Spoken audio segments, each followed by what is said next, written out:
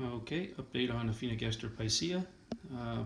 Post-hibernation, this was a colony that was collected last summer. It was very small. We used a lot of their brood to foster Aphaenogaster tennesciensis to transfer to them to try to get that parasitic species started, and we had to steal from them I think twice, and I'm going to have to steal from them again this time because, as you'll see with the update, the tennesciensis needs another restart this year. So these guys have been robbed from quite a bit. They started off as a small colony. I think it was about 30 ants or something like that. And we've stolen dozens and dozens and dozens of fully developed pupa. So they came out of hibernation. The whole die-off, I haven't cleaned this. This is their trash pile. The whole die-off is like 3 ants. I mean, it's like, and there's probably a couple more hidden back in there somewhere. But we put them into one of our new setups that we made this year. We have sugar there because they don't have social stomachs, so they don't necessarily transfer honey to the nest very well. So sometimes crystallized sugar is better, and then they can mix it with water and feed the queen and the workers that don't leave the nest. That's why we do that. There's eggshells next to it because sometimes they will use eggshells to transport the honey into the nest. They'll use them as tools. So they aren't required, but they were recommendations to me when we started, and we've noticed some Aphaenogaster colonies will use them, some won't. Some will use the sugar, some will use the eggshells, some will use neither. But, you know, why risk it? So we provide both of those for all of our Aphaenogasters. So there's a automatic water feeder, and we use a little poker chip with a honey on it. And you can see some of these ladies out there. Let's see, not a good angle, but they just got their feeding of fruit flies. Go from this way.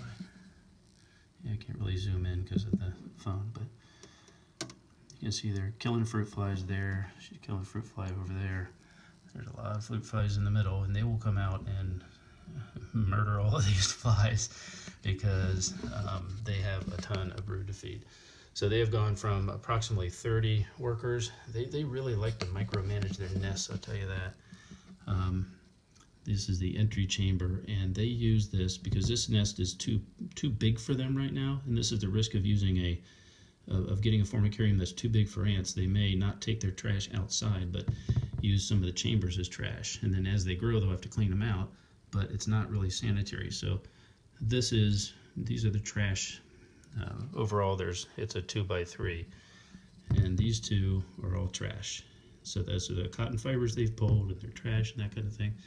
And then these are kind of the expansion cells to the nest. You can see they're working on some flies there that they just brought in. Right there.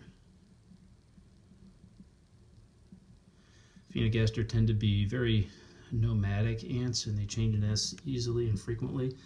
And the reason why is because they dirty them up like crazy like that. So I'm going to have to switch their nest out. You really have to switch their nests every year to be super safe.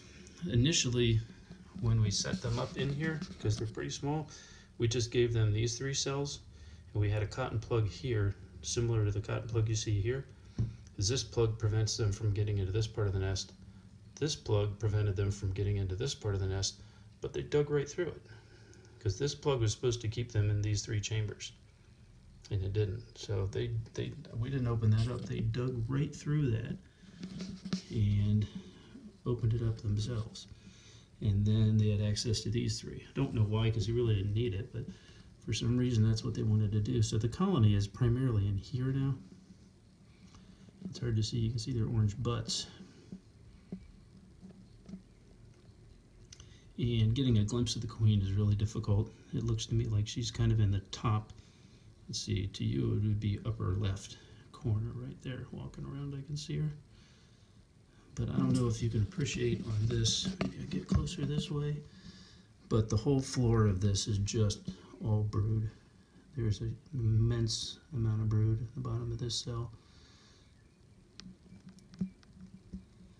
Yeah, not great camera work, but you get the idea. So I don't know on a count how many of these are now, but the brood is super healthy, and they're going to need a nest change shortly. And they are eating very aggressively, had very little die-off over the winter, so they're doing good. Aphaenogaster picea.